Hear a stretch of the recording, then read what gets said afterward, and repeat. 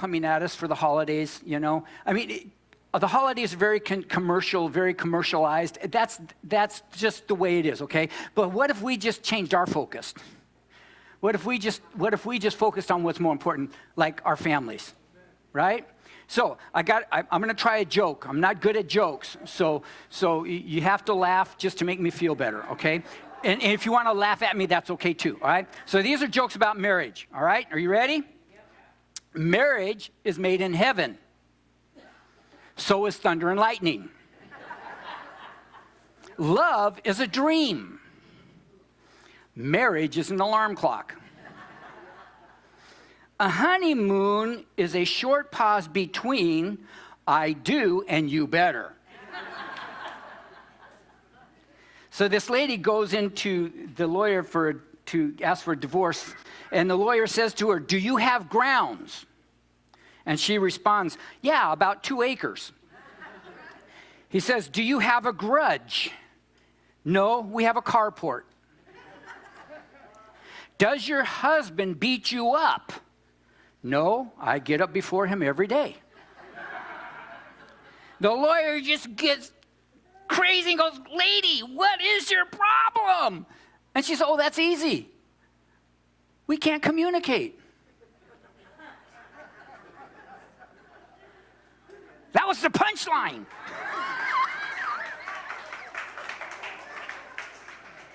Told you I can't tell jokes. Okay, all right. So I want you guys to be really patient today, because today's message isn't real popular again, all right? But understand the next 2 weeks are going to get really good, okay? It gets better, all right? So today what I want to talk about is what goes wrong in our marriages. What are the things that cause our families and our marriages to break up, okay? So let's start in Ezra. Everybody know where Ezra is? It's right before Kings. And Chronicles, right before all of that, okay?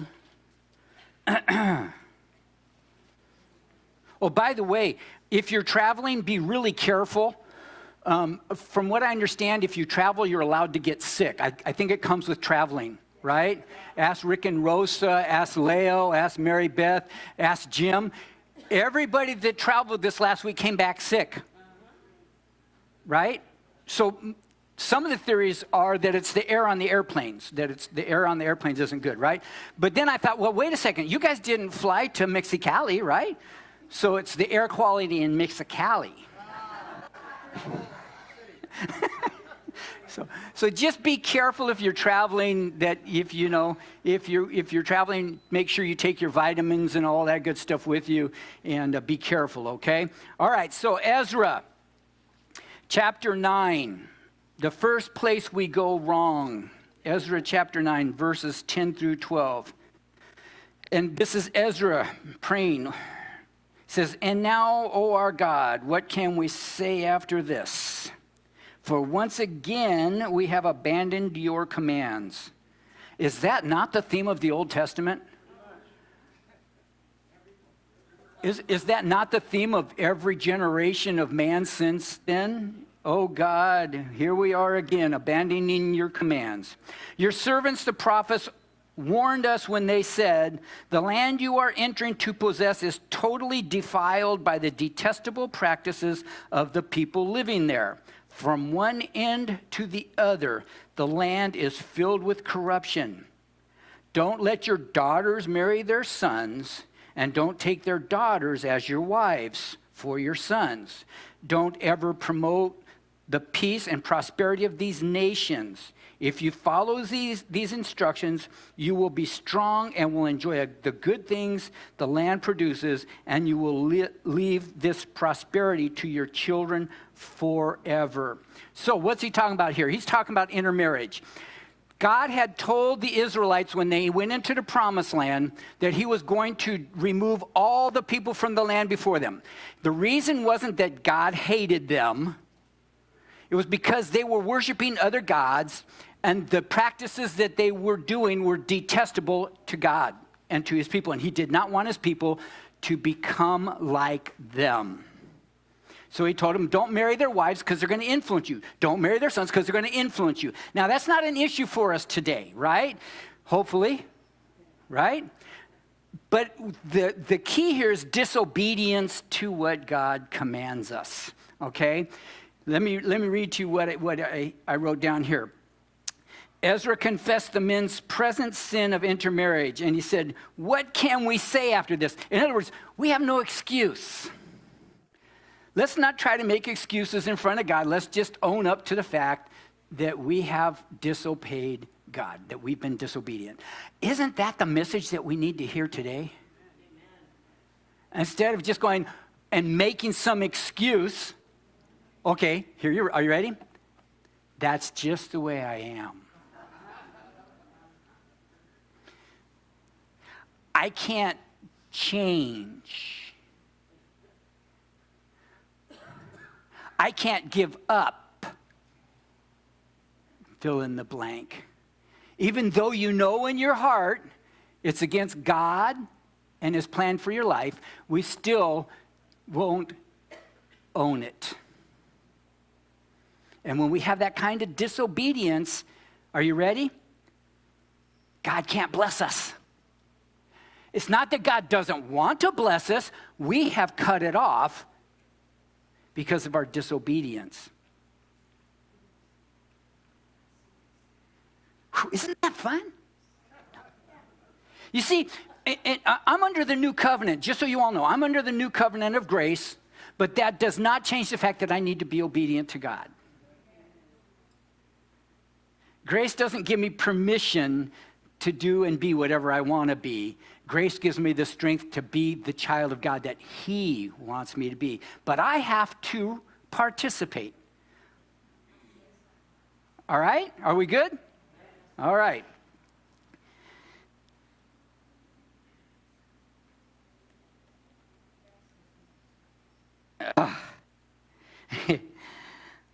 Although intermarriage is not an issue for us as it was for the Israelites, disobedience can come in many, many different forms.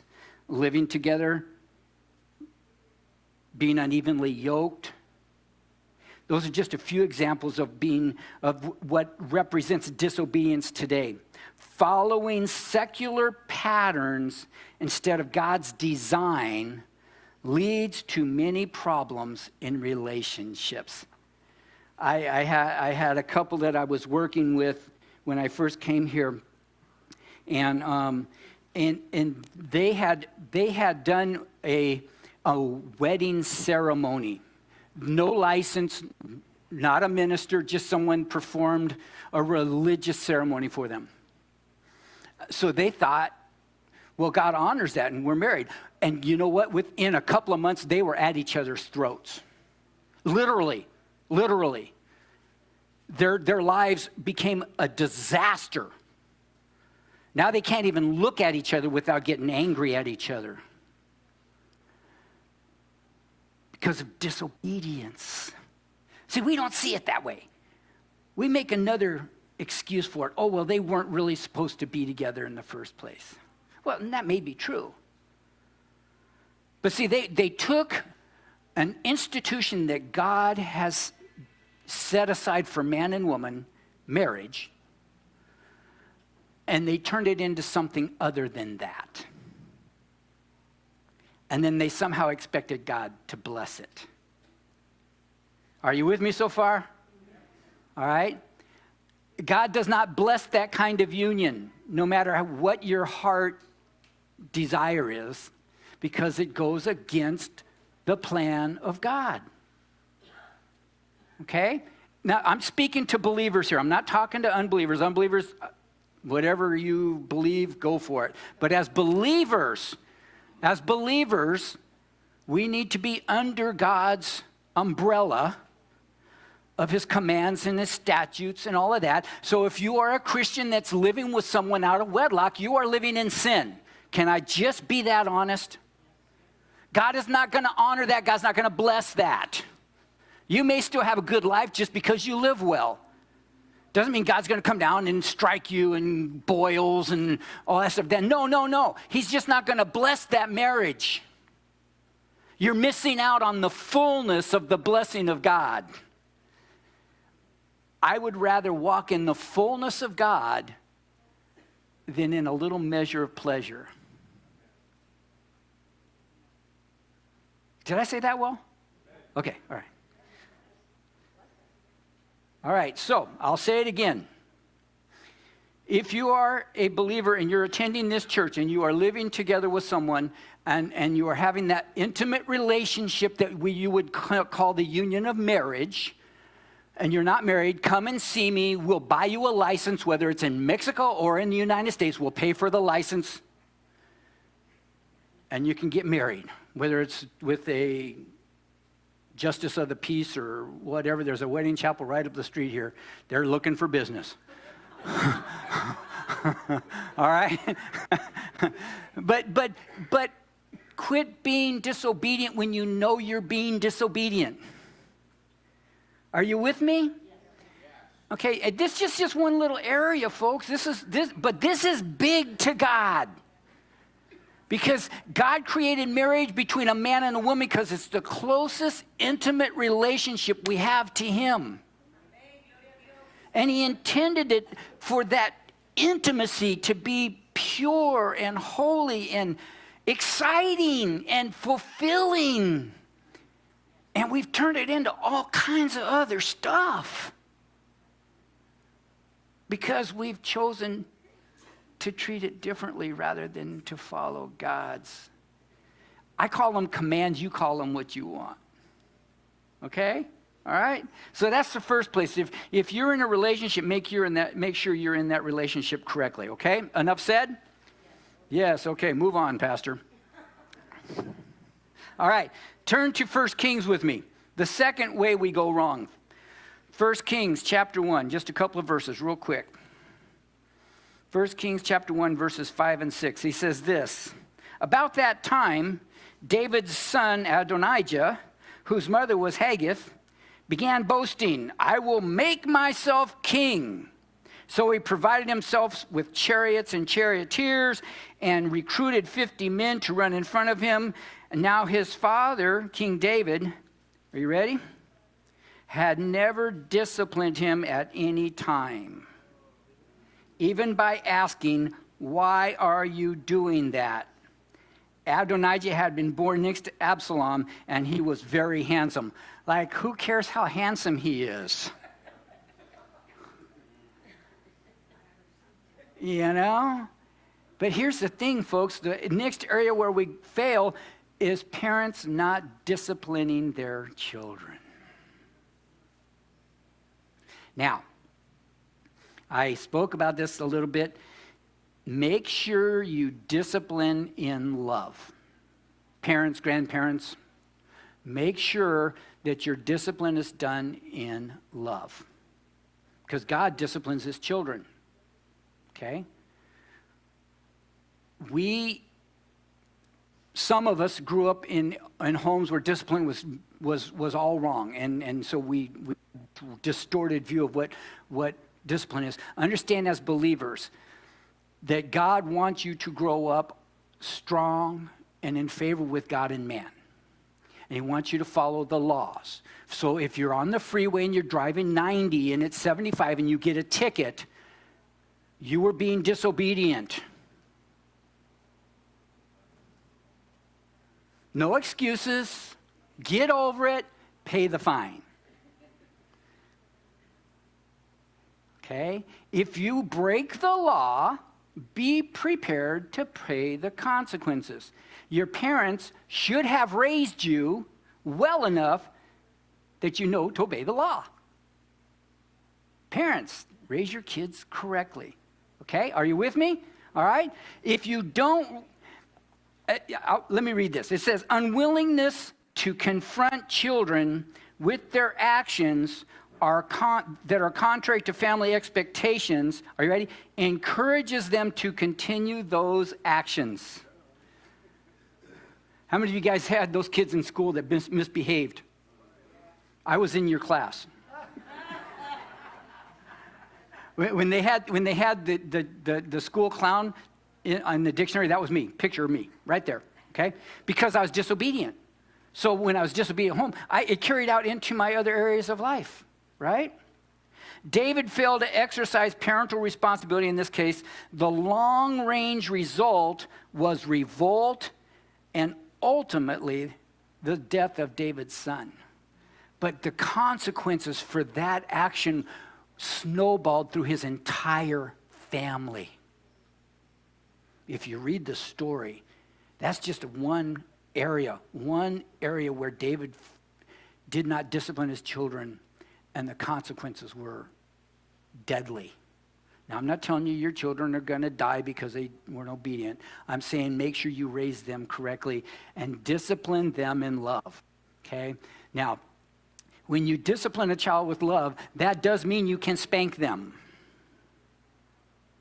You give them a little swat on the butt. How many of you guys ever spank a dog when it pees on where it's not supposed to, right? It's not, yeah, whack, right? Well, you know, you can spank a child enough to let them know they did something wrong, and then you sit down with them and you explain why. See, that's the correct discipline. You don't just smack them and say, fix it, do it right. No, you sit them down and you explain why you did it and what the behaviors you expect, and you reinforce it with love, and then you give them a hug. Then they know that you're not mad at them, that you're not angry at them, and that you don't hate them, and they don't get all confused. Are you with me? All right? All right? It's okay to give your kid a spanking in the right way. Sometimes discipline just needs to be verbal. Stop it. You're misbehaving. You know better. Are you with me? All right, good. All right, enough said.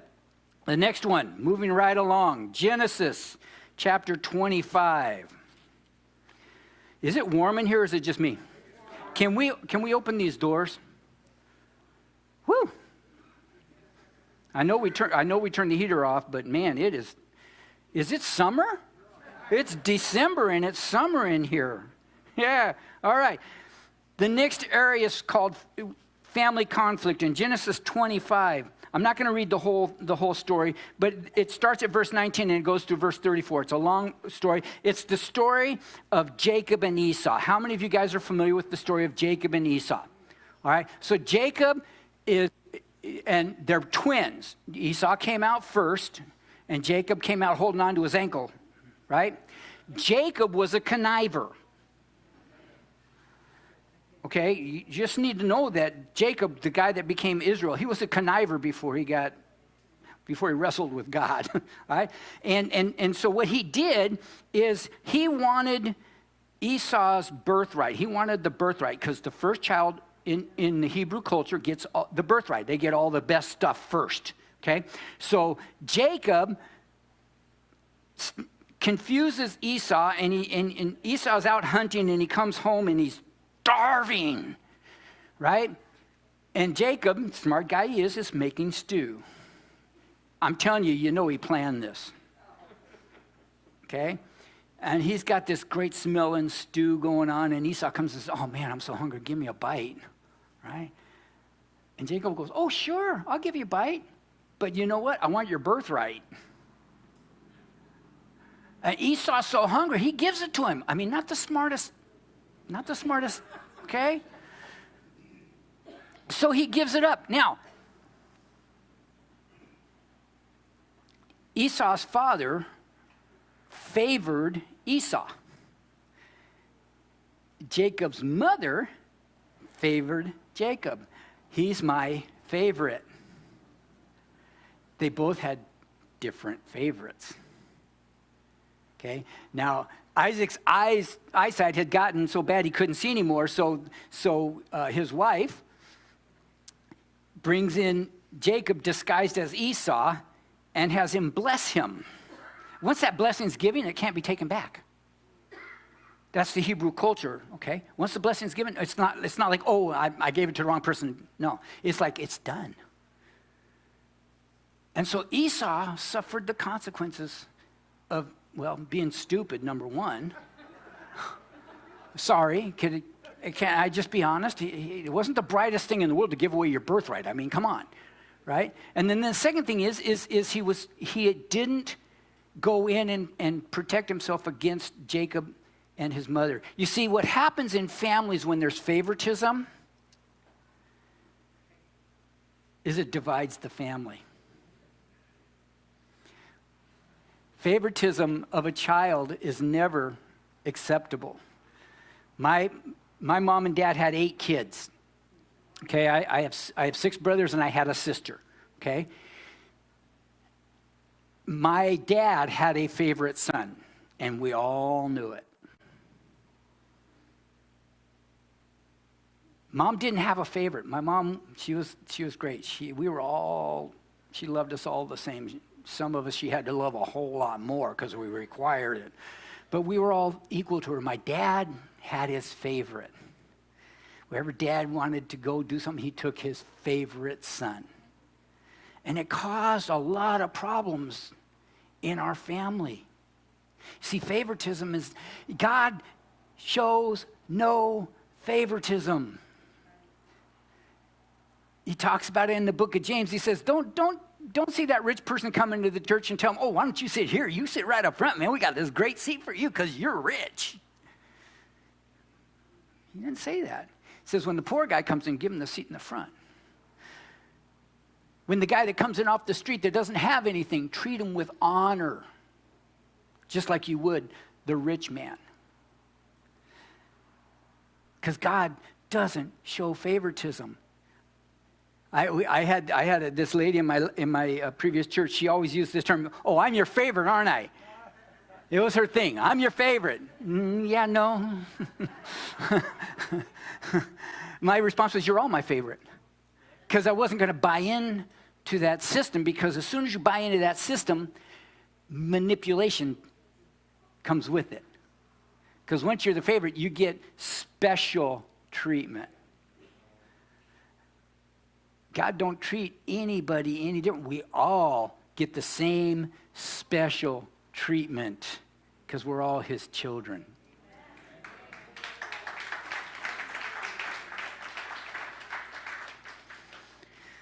All right, next one, Deuteronomy chapter 21. And this one's talking about rejecting of parents. Oops. So we've talked about parental failure. Now let's talk about children. In Deuteronomy 21, verses 18 through 21.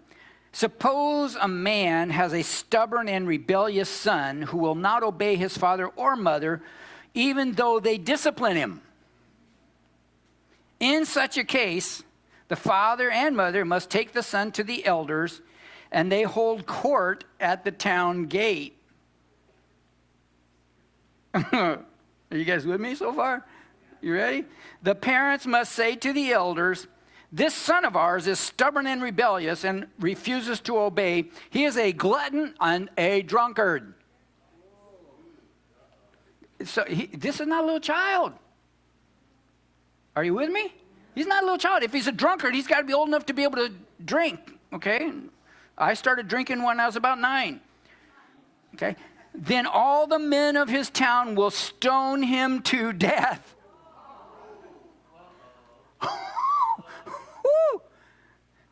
In this way you will purge this evil from among you, and all Israel will hear about it and be afraid. Wow, I'll bet you my mom and dad wanted to take me out in front of the town court. I was the kid that they wanted to take in and say, okay, fix this kid. Okay? I remember first time I ran away. I only ran away a few times, but the first time I did, I ran away and I hid in the canyon because we always lived on a canyon. And after a few days, I got so hungry that I had to come out. Well, the police picked me up because that's what police do. Because my dad had reported me. My mom and dad had reported me as missing runaway child. So I went to juvenile hall. Juvenile hall is not a fun place, just so you all know. And I was like, okay, my mom and dad love me. They're going to get me out of here. No. They left me there so I could learn my lesson. That's discipline. See, if your children are misbehaving and you can't fix them yourself, take them to someone that can. That's the message there. Take them to a higher authority, someone that can help you, help them understand that their misbehavior has consequences. And we got to make sure that our kids understand there are consequences for misbehaving. Okay? I know that's not a popular idea in the world today, but it is the truth. Okay? Hey, my notes went black. Does that mean we're done? No, I am almost done though. All right? So you do realize that the first command with a promise is obey your parents. It's the first commandment with a promise so that you will have long life and live well. Okay? So if you want to live long, well, there's no kids here, so never mind. You're all already living your long life. All right? All right, the next one is 2 Chronicles. And it's in chapter 21. Excuse me. I'm not going to read the whole story again, but just some verses, all right? So in chapter 21, and it's verse 1 through 8, when Jehoshaphat died, he was buried with his ancestors in the city of David, and his son Jehoram became the next king. Jehoram's brothers and others, the other sons of Jehoshaphat, there's a whole list of them there. I'm not going to try to read all the names, okay? You guys can read them all there. Their father had given each of them valuable gifts of silver, gold, and costly items, and also some of Judah's fortified towns. However, he designated Jehoram as the next king because he was the oldest. When Jehoram became king, he killed them all. And he killed all the people that were supposed to be protecting him. He made sure that no one was going to threaten his kingdom. Here's the point of the story. Violence is never acceptable. Violence in the family is destructive. It's far-reaching, and it's very, very hard to overcome. I cannot tell you how many stories have been repeated throughout history where an abusive parent abused their children and their children became abusive. And it kept going from generation to generation to generation until someone broke the cycle. Violence is against the law, but it's also against the moral law. It's never acceptable in your family. Violence should never be accepted at any level. And when I'm talking about violence, I'm not just talking physical. I've told you guys the story of the home that I was raised in. My mom and dad never used this tone of voice in our home. My mom and dad's conversations were always highly elevated, highly angry, very violent in the words and the behavior. Men and women, that's not acceptable.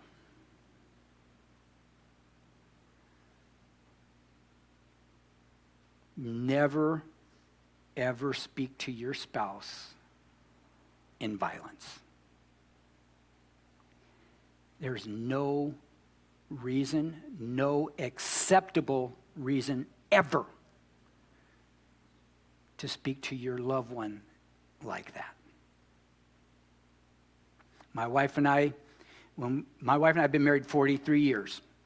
She's somehow managed to put up with me for 43 years. Okay? She's easy to get along with. Any of you guys have ever met my wife, you'll know. She's just easygoing.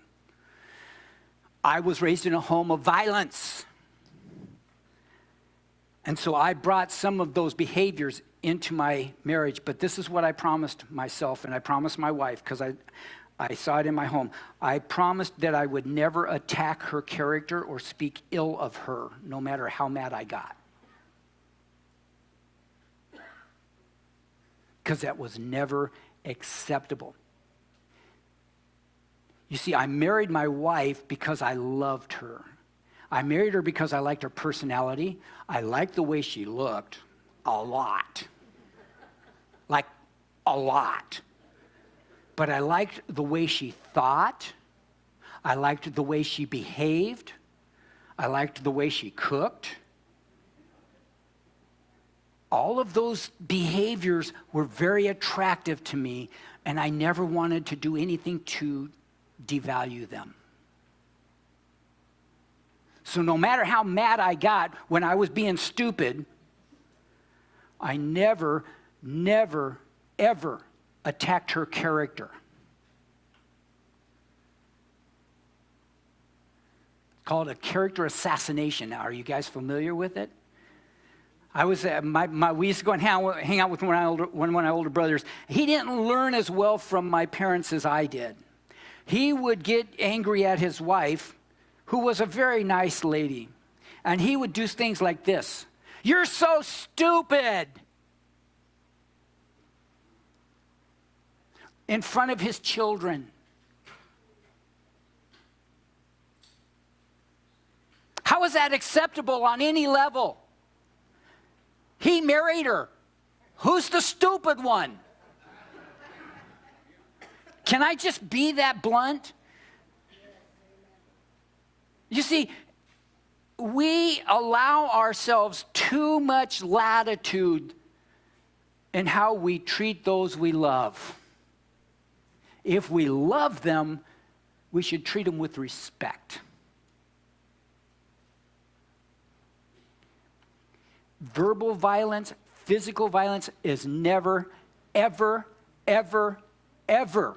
acceptable from either person or from your children. Do not allow it in your home. And if you're having it, get help. I always believe this. You can never take back something you've said. So if you think it's going to hurt, don't say it.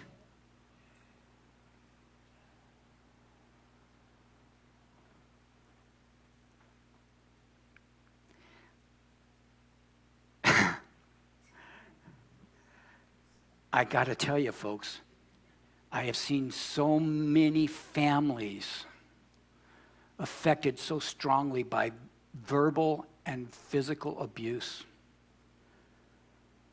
It breaks my heart. Someone in the family has to break the chain.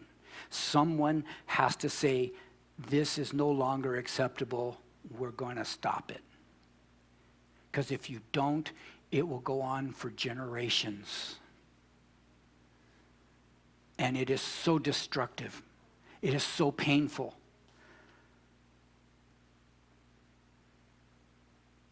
I was here yesterday. This is how sometimes it lasts a lifetime. I'm almost 68 years old, okay? I'm giving away my age. I'm almost 68. Not quite, all right, but almost. And we were here yesterday, and I want to thank Kay and Maria and Demetrio and Brenda and Renee for coming out and helping, because they did all of this, right?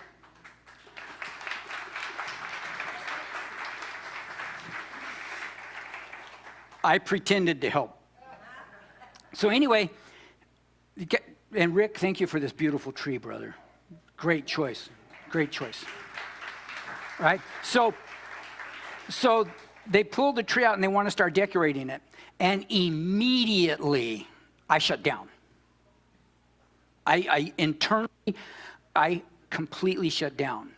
I literally had to go in the office and sit in my chair because I have such strong emotional issues with decorating for Christmas. As a child, when we went to do the Christmas tree, we were kids. it was supposed to be fun.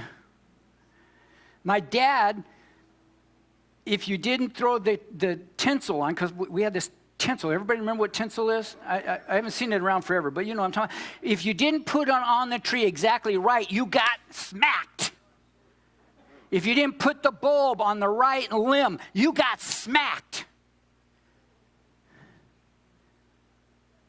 It's what I grew up with. And here I am, 68 years old, and I still can't decorate a Christmas tree without going through emotional hardship inside. I literally shut down.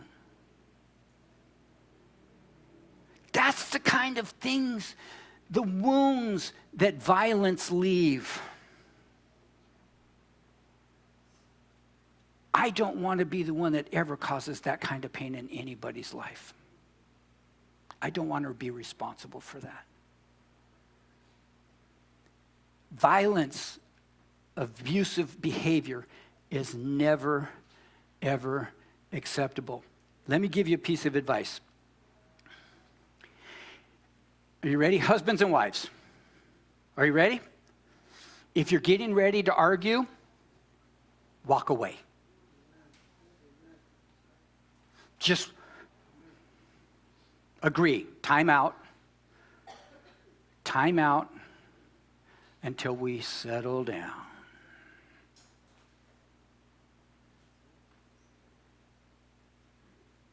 If you know you're going to raise your voice, walk away before you harm, are you ready?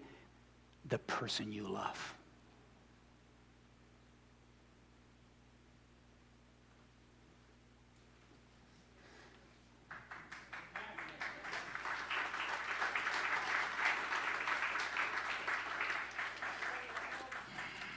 It took me years to figure that one out. That is the voice of experience. All right. Lastly, here's the tough one. Matthew chapter 19, verses 3 through 9. I'm not going to spend a lot of time on this one, I don't think. So, some Pharisees come to Jesus to trap him. Now, understand, this is a trap. These guys don't have sincere motives in this, all right? Are you with me so far? The Pharisees were always trying to trap Jesus, all right? So, they say this. Here's the question. Should a man be allowed to divorce his wife for any reason? Now, understand Hebrew culture, women, you were a possession. In the Hebrew culture back then, that's the way it was. I'm not saying that's the way it is today. Guys, don't go there. All right?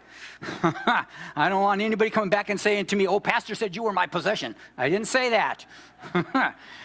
All right. Jesus answered, said, haven't you read the scriptures? They record that from the beginning, God made them male and female. And he said, this explains why a man leaves his father and his mother and is joined to his wife, and the two are united as one. Since they are no longer two, but one, let no one split apart what God has joined together. So then, why did Moses say in the law that a man could divorce his wife with a written notice of divorce and send her away, they asked. And Jesus replied, Moses permitted divorce only as a concession to your hard hearts, but it was not what God had originally intended. I tell you this, whoever divorces his wife and marries someone else commits adultery unless his wife has been unfaithful. Jesus' disciples then said to him, if this is the case, isn't it better not to marry? Right? He says, not everyone can accept this statement. Only those whom God helps. Some are born as eunuchs, et cetera, et cetera. We've talked about that. All right, so one of the areas where we get it wrong is divorce. All right? Let's just not judge those that have been divorced. Can we start right there? All right? We know that in the church and in the world that the divorce rate is exactly the same. 50%. Okay? Depending on which study you read today, the average marriage lasts from 3 to 8 years. okay? So we know that divorce is a real part of life, and there's so many different reasons for it. Here's the thing, God does not consider divorce an unforgivable sin.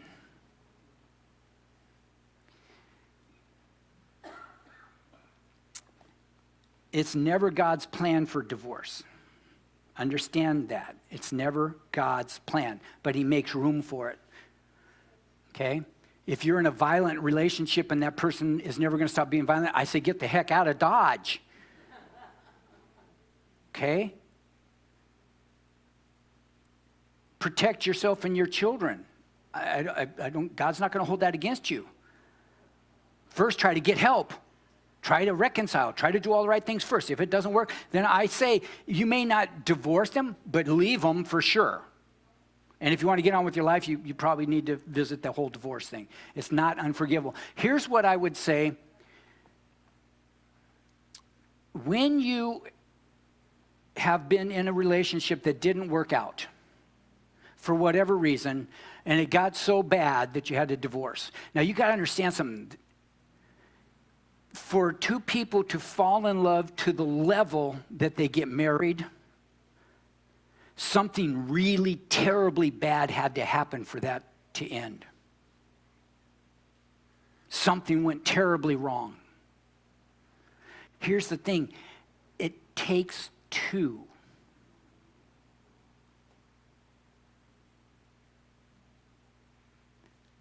When someone comes to me and says, my husband is our problem, I know we've got a problem.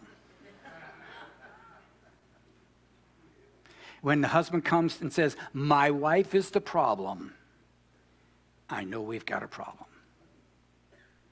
Because you see, the problem is, it takes two to be a problem. One person can be better than the other. But if you have gotten into a relationship where it's gotten that bad, where you have to divorce, something has gone terribly wrong. And understand this, it breaks God's heart. It breaks his heart because God understands divorce better than anyone in the world. Do you know why? Because his creation's been divorcing him since the moment he created it. God understands rejection better than anyone else in the world. But you know what? He never stopped loving.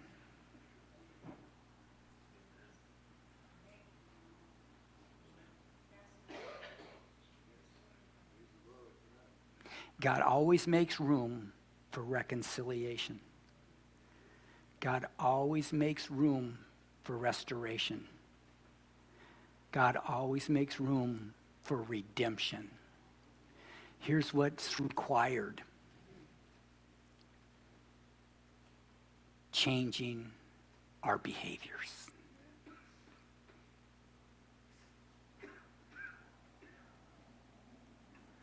When I became a child of God, I gave up foolish things. I was a drunkard. I was an alcoholic, and I was a drug addict. I was never a drug addict. I used a lot of drugs. I was never an addict. I didn't use drugs that you get addicted to. I used fun stuff, okay? At least that's what I thought it was. When I became a Christian, I gave it all up. Because God restored me. He redeemed me. He renewed me, and he gave me new life. And because I had new life, I didn't want the old life anymore. Marriage is no different.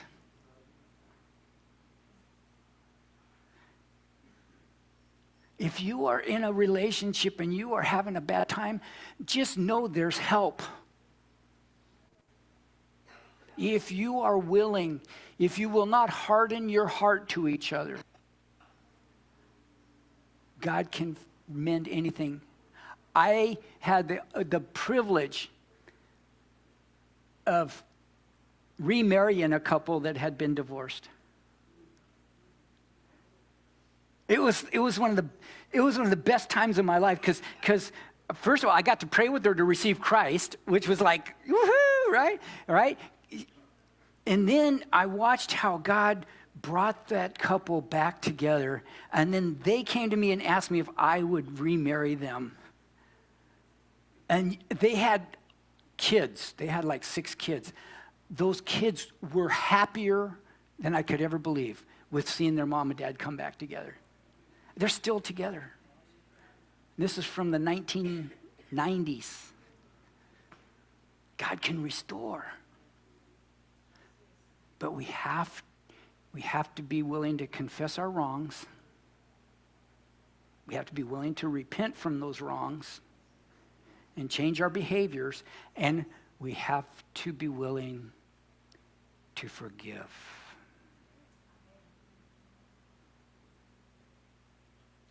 I'm almost done. All right, so here's my advice for all those that need marriage counseling. Are you ready? You guys, this is like number one rule. Number one rule. Are you ready? You sure? You're not going to like it. All right, number one rule, if I counsel anybody in marriage, any relationship that's intimate in life, number one, first rule, throw away your little black book. Some of you know what I'm talking about. You know what the little black book is? It's the records of wrong. So the next time I argue, I can pull it out and say, you remember when? Tear it up and throw it away.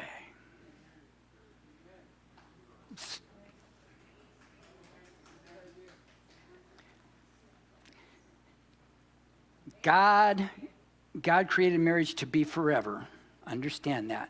But he also understands that there's things that complicate it. Okay? It's not the unforgivable sin. But I would say this: if you have been divorced and you are remarrying, do not carry the same bad behaviors into your next relationship. And don't expect that person. Don't say, oh, you're just like my ex. Don't go there, okay? Just don't go there. All right? Because if they're just like your ex, then it's your fault because you liked them that much. Just saying, all right? Pointing fingers here. All right, anyway, so those are some of the areas where we go wrong in our relationships. They're all redeemable. They're all fixable. They're all restorable by the grace of God. Amen. If we're willing to do what we need to do. And here to be obedient to what God tells us to do. It's the bottom line.